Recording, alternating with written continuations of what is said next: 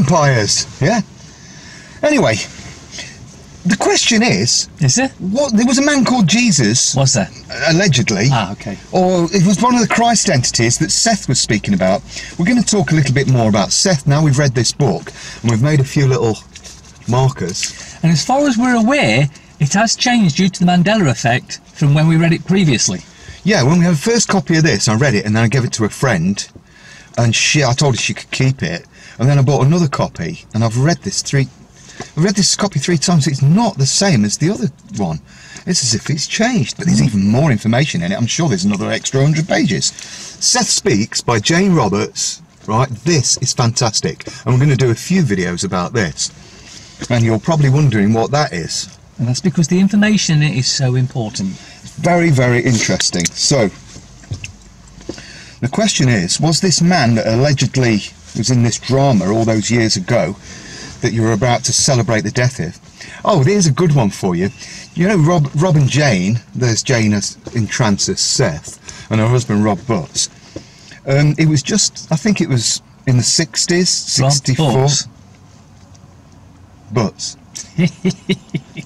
Cigarette butts? I was thinking of other butts. What butts? It must be butter. He's dead now as well. Well, he's transcended physically. It was their last incarnations. Now, where were we? He's continued on his journey. Yeah.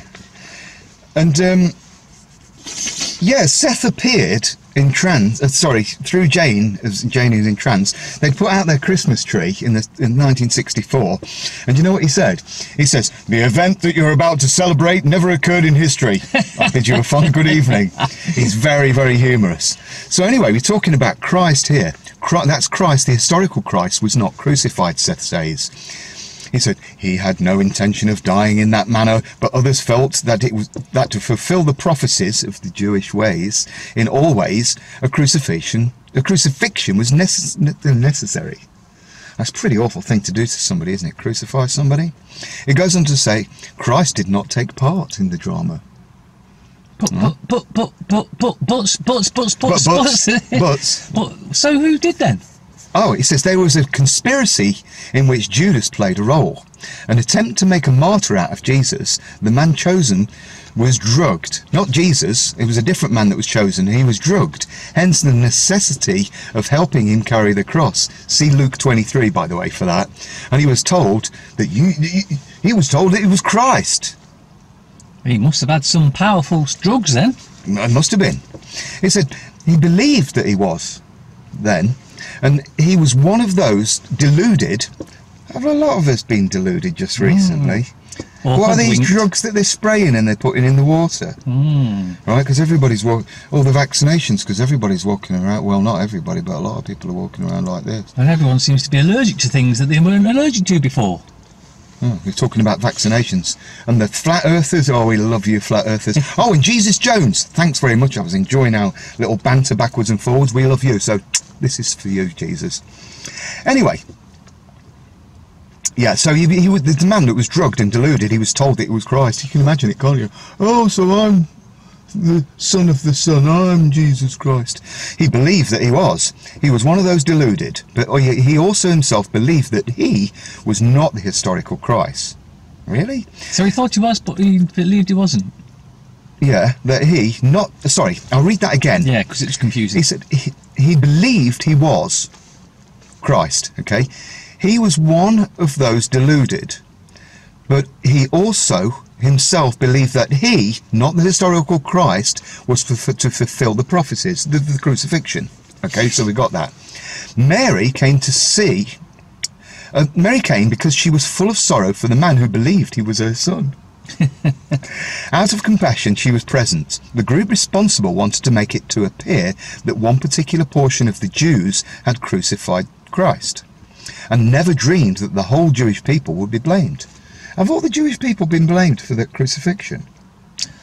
Well, maybe that their punishment was the alleged 6 million deaths. Well, isn't it amazing that 6 million of them allegedly died in Nazi Germany, and prior to World War I, 6 million died then as well, apparently. I think they just keep telling the same story. I mean, they're completely persecuted, aren't they? A bit like No. Islamic people. Do you know in Malaysia at the moment there's been this tsunami and there's thousands dead? Their choice, apparently, so Seth says. So Jewish people would be blamed. This is difficult to explain, says Seth, and even for me to unravel.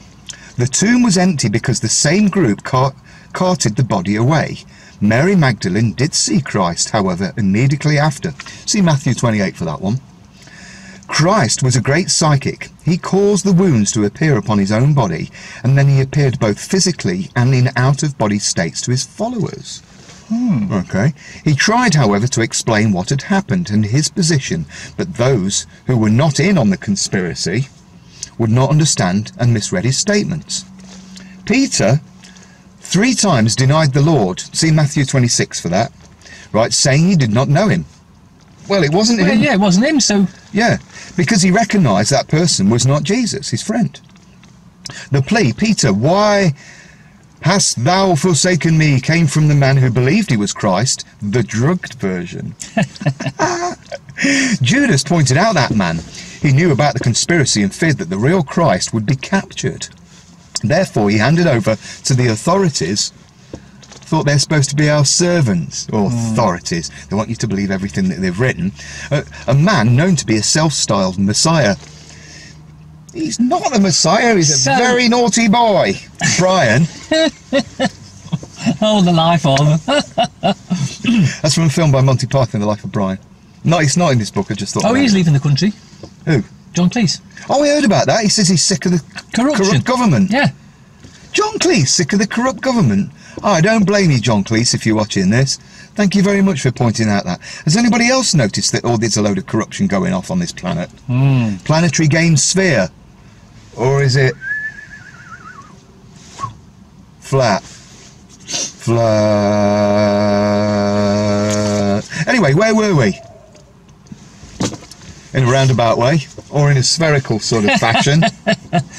So you're so flattening. So therefore, Judas handed over to the authorities a man known to be a self-styled Messiah to save, not destroy, the life of the historical Christ. Now that makes a lot of sense, actually. This is page 416 of Seth Speaks. It's right towards the end. It's 486 pages. It's a mammoth read, but it's a fantastic read. It does go on to say, symbolically, however, the crucifixion idea itself embodied deep dilemmas and meanings of the human psyche, and so the crucifixion per se became a far greater reality than the actual physical events that occurred at the time. And everybody's had the wool pulled over their eyes into all these lies, because this is an actual drama. The Christ entity, Seth says, was actually 3 different people. Now, the first one was John the Baptist. The second one was somebody called Jesus, and a very popular name at that particular time. Have you seen that picture of John the Baptist where he's pointing down? Do you want to flash it up at the end? Yeah, maybe I'll flash it up in between. I've got that on my wall. Let's see how many pick up on it. A lot of people come in my house and they say, "Oh, why have you got a picture of Jesus Christ in your house?" And I say, "Look again." They look at him and say, "Yeah, that's Jesus."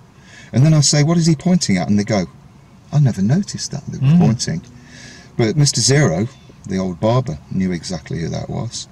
So yeah, the 3 Christ entities were actually one being, but they split themselves into 3. And it was John the Baptist. Seth did say it was Joshua ben David and then changed it to Paul or Saul. But there is a second coming. But he wouldn't say where or when, because people might jump in on this. Yeah. Fascinating stuff, eh? Very much so. Who is Seth? Seth is a personality no longer focused in physical reality, who dictated his startling view of the universe beyond the 5 senses to the earthly body of writer Jane Roberts, and reveals these astounding facts: what to expect immediately after death, how to glimpse into past lives, ways to contact dead friends and relatives, new revelations about the Dead Sea Scrolls. What really happened on Calvary, the 3 lost civilizations that preceded Atlantis, and much more. Atlantis? It was actually called Altea. Right, we'll get to that in another video. Anything you want to say about this? It's fascinating stuff, isn't it? A much more believable telling of the Christ fable. There's one, yeah. There's one bit I can add to it. It says, in the Last Supper, this is Seth speaking, when Christ said, "This is my body and this is my blood," he meant to show that the spirit was within all matter. I mean, we're spirits couched in creaturehood, or in flesh and blood and bones, aren't we? So we are ghosts because we are already dead in the future. But nothing really dies, because if you're spirit, how can spirit destroy? It's metaphysical. Like the mind can't be destroyed. So the mind-body-spirit complex, which contains your identities, personalities. Well, one of the good ways you can actually show how it's basically it's energy, and how energy can't be destroyed is, as we both had cars that virtually run on water. And government smashed mine. You have the water, you break it down into its gaseous form with hydrogen and oxygen, put that straight into the air intake of your vehicle. It then gets burnt, the hydrogen, which is very good for burning, and oxygen, which is also very good for burning, and then it comes out the exhaust as water. Do you know, you can have it piped back in the... it's not a catalyst, is it? No. It's an electrolysis unit. Yeah. You can have the water piped back into the electrolysis unit and put electricity through it again, and electricity magics the hydrogen and oxygen out of well, not thin air, out of water. Yeah. Right, and it can do this in a cycle, so we could have self-generating power stations if we wanted. And cars that can run forever. And what's the emissions? Oxygen. 0. Hydrogen and oxygen as the emissions. As it burns it up, the only waste that comes out the bottom, and it's not waste because it can be piped straight back into the electrolysis unit, is water. And how can you keep... You know, years ago we were told that you couldn't burn water. I wonder why. Water and electricity don't mix. You get into the bath and people have actually accidentally electrocuted themselves putting an electric fire in there. That's not the way to do it. But yeah, you can imagine it's a self-generating power station. Never thought about that before. Anyway, just to finish this off, very, very interesting conversation today. So he meant to show that spirit was within all matter, interconnected. Has anybody been watching Dirk Gently's Holistic Detective Agency? That's quite interesting. So right at the beginning. I'm waiting for season 3. Everything is connected. I'm just watching first programme, season 2 tonight. Everything is connected. And yet, apart that his own spirit was independent of his body. That's exactly what we've just been talking about. So you can't be destroyed. You're immortal. Sorry to tell you. These vessels that we're rolling around in are not immortal. But you all are. And you're all actually gods in creaturehood. Do you know, I didn't quite explain this before. I'm God. He's God. And don't get big-headed about it, because we're not, because you're God as well. I prefer goddess.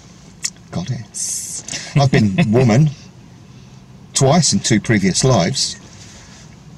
And black and Chinese. How could I even be racist or even sexist?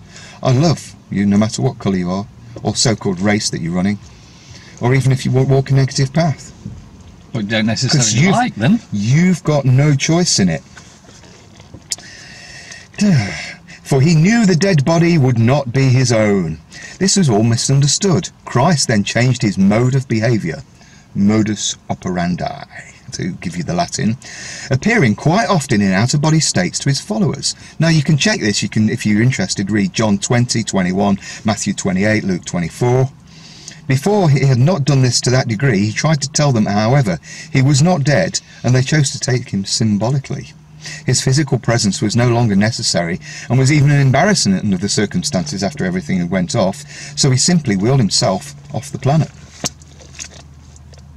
Makes a lot more sense than the rubbish we're told, because they want to control your mind, your body, and your spirit. And the spirit is the real you. Do you know, when we dream, and I'm talking about us too, and you probably, some of you do it as well, that we actually assist other people that have died in our dreams. And I've wrote some of these down. Oh, are you God? Where is God? And we have to explain, or they're waiting to see Moses or the Allah. Oh, Seth speaks about it and he says, you say Allah, or whatever words, and we'll get to that in another bit. And yeah, we assist people that have crossed over to the other side, that have survived physical death. So while you lot are sleeping and just daydreaming, we're actually working. Do you know, there's actually something, yeah, we do. Do you know if somebody is sitting there and they're stoned out of their mind and they're smoking a joint and they're watching Jeremy Kyle, they're actually contributing a lot to this reality just by dreaming. There's something that you can do if anybody's interested in this, and I'll leave you with this one. Right, how to remember your dreams. You know, I was talking about recall last time. Total recall. Yeah, because if you're recalling something, it means it's already there. It's not being erased and it can't be erased. But if you remember something, you can forget it because it's not indelible, deleterious. Anyway, if you say to yourself, just as you're nodding off to sleep, just between the waking and the sleep state, I will recall my dreams. I will recall my dreams. I will recall my dreams. And you just might.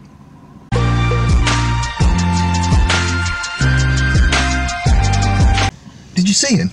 John the Baptist and what he was pointing at? Yeah. Did you see it? Yeah. What was he pointing at? Giving you a little point there. Now, we just wanted to add this on at the end. Many thanks to Rick Stack and everybody at the New and Awareness Network. There's going to be a new Seth intensive online course. I think it cost a few $100s. The combined physical and online global Seth conference, and it's got Annie Kagan there. I've just read her book about the afterlife of Billy Fingers. Very, very interesting what he says. There's Rick Stack, who was in Jane Roberts' class. Dr. Tien Shen Hsu. Very good book. Is a Chinese man that wrote a book about the secret to healing cancer. That is absolutely superb. We did a video about that a few We years did ago. a long time ago. And there's Sue Watkins, who did the conversations with Seth books volume 1 and 2. Highly, highly recommended. If you go to New Awareness Network, you can get one of these brochures. Yeah, it's the Seth Centre. I was just looking for the website. Is it on there? It's here somewhere. Oh, there you go. www.sethcenter.com. Sethcenter.com. If you want some more information. Absolutely fantastic. There's Rob Butts, who you were laughing at earlier, who's transcended. Fabulous, fabulous. Out of body adventures. I was thinking of Seymour books. Oh, there's the painting that Rob did of Seth. And here's a list of further books and audio recordings they've got. The Secret to Healing Cancer, Dr. Chen Shen Su's book. Very, very interesting. So yeah, if anybody's interested in on the online interactive Seth course, there it is. Go to sethcenter.com. Many thanks, Rick, and thank you, Susan Watkins, and thank you everybody for your time. Dennis Healy. World events do not occur by accident. They are made to happen, whether it is to do with national issues or commerce, and most of them are staged and managed by those who hold the purse strings.